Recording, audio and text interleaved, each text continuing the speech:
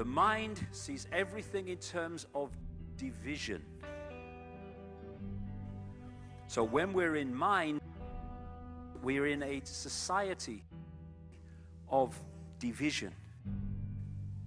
When we are in the now consciousness, that sees everything as one, because that's what consciousness is. The infinite I. So who do we think we are? We think we're humans. We are consciousness. And to perceive reality and live our lives from those two perspectives brings a dramatic difference in the way we see ourselves and life. The quantum world, quantum mechanics, is really the play and display of information, the play and display of potentiality, waves of information, waves of potential electron. And it's important, the word potential. This isn't the world of electrons, it's the world of potential electrons. But when you have to ask the question, waves of what, really? What is the field that is waving? Is it the ocean? No, it's a universal ocean, an ocean of pure potentiality, an ocean of abstract potential existence. We call it the unified field, or superstring field. And that's what we're made of. So, as you said, the tighter physics have tried to grasp onto physical reality, to understand what it's really made of. What are the core building blocks of life, at the basis of it all? Life, the universe, slips through your fingers, and you come up with something that's increasingly abstract to come to the realm of pure abstraction. And that's what the unified field is. It's pure abstract potential, pure abstract being, pure abstract self-aware consciousness, which rises in waves of vibration to give rise to the particles, the people, everything we see in the vast universe.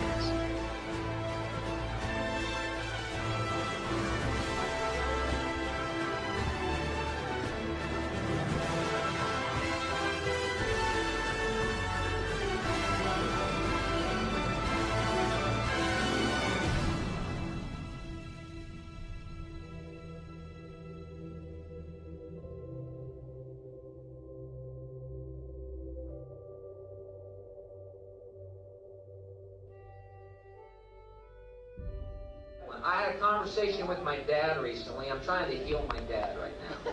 I'm trying to get him to take shrooms with me. I am. You don't know my dad, but you know your dad's. Dad, would you like to go eat these fungi that grow on cow turds with me? What happens when you take them? Well, your mind completely opens up to the true nature of our existence, which is that we are not bodies, that we are pure, loving spirit created by God, that God is love, and there is nothing but love, and love, being all-encompassing, has no opposite. You are completely forgiven on all things. There's nothing you've ever done that has ever swayed God's pure and unconditional love for you. And you realize that eternity and peace and heaven is our inheritance, and all of us are going to make it there. I'm not interested. God is consciousness, and we are all God, trying to realize our full potential. And when I'm talking about love, I'm not talking about I love you, saw you down the disco, darling, not that. I'm talking about a level of love that you really have to experience, because there's no words to describe it. And when I was in that ayahuasca state, the opening line of this female voice was, the only thing you really need to know is infinite love is the only truth, everything else is illusion.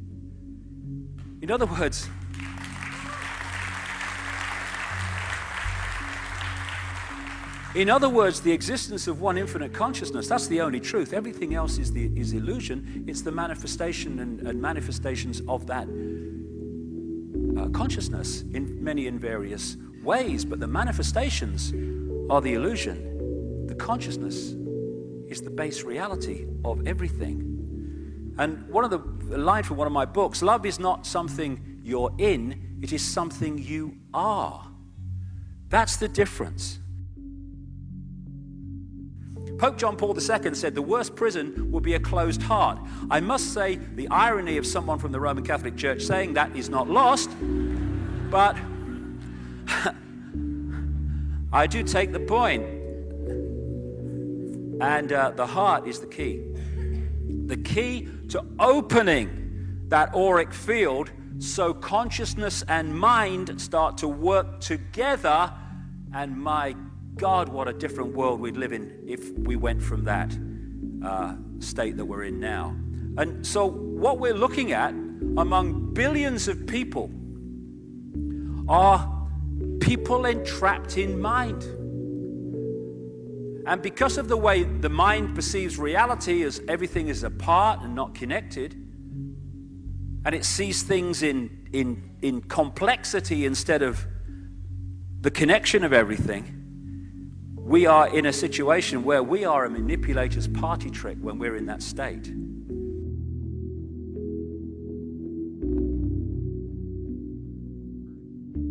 Enlightenment, I thought, is it possible for human beings to gain enlightenment? And what is that?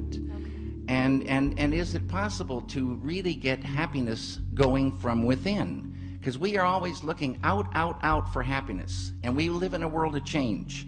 Everything is always changing. And if you see this car that you love and you want this car, it's going to make you happy, you save up, or if you have the money, you get that car. And you brush your teeth looking at your car. It's so beautiful. It's so much happiness. And you drive it and keep it clean and you're going along. Then the time passes. And a year later, it's kind of dirty with some scratches and dents. 2 years later, you're driving down the road and you spot a car that you want. And this car starts crying because you don't want it anymore. True happiness grows from within. When you dive within and really dive all the way and experience that ocean of consciousness, which Dr. John Hagelin's science calls the unified field, oneness, unity, oneness and unity. It's so beautiful.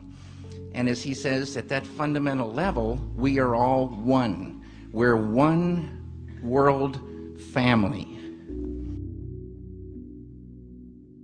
We have to view life as an opportunity. What are you doing with it? Are you afraid of it? I mean, some people live their lives. Apparently, what they are doing is arranging their deathbed scene. They want it to take place in a large baronial house with clipped green lawns, acres in surround. They want the room in which they die to be filled with fine art.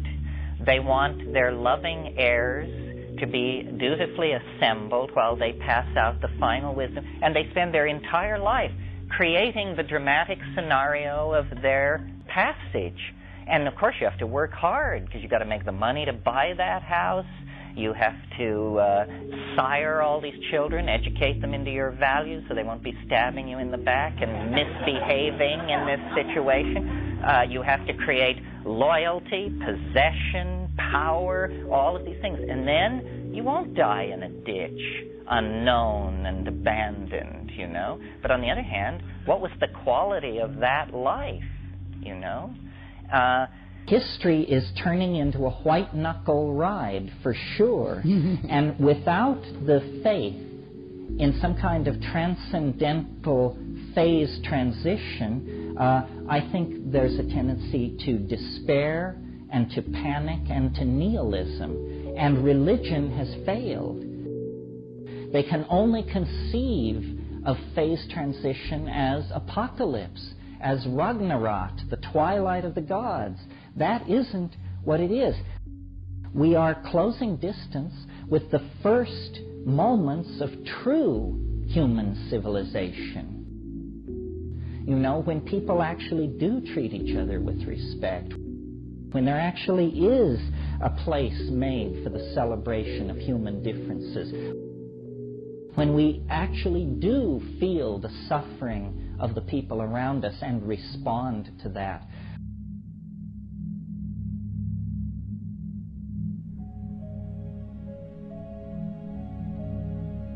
We are the power in everyone.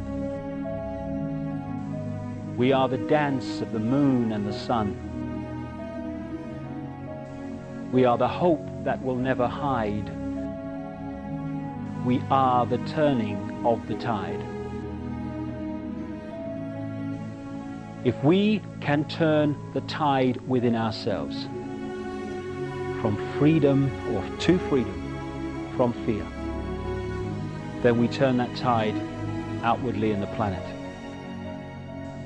And all it is, like everything else, is a choice. A choice between fear and love. That's all it is. We can choose to be frightened. We can choose to hate. It's a choice. Or we can choose not to fear. And we can choose to love. But I love you because you exist. I love you whatever. I love you without condition. And if we want to change the world, it has to start with self. Fear, anger, hatred, condemnation, dictating what other people should be, that's the world we've got. That's the prison. But paradise is waiting. It's a thought, an attitude away. That's all it is, a choice away. Love. If we love each other and love the world, our lives are fundamentally changed and the world is fundamentally changed. And we are the generations, strange as it may seem when you survey the world today, we are the generations, I passionately believe, who are going to love the world into the paradise it really should be and was always designed to be. Changing the world is not something in the future anymore. Oh, I hope it'll be better for the kids. It's here and now. We're going to see it happen.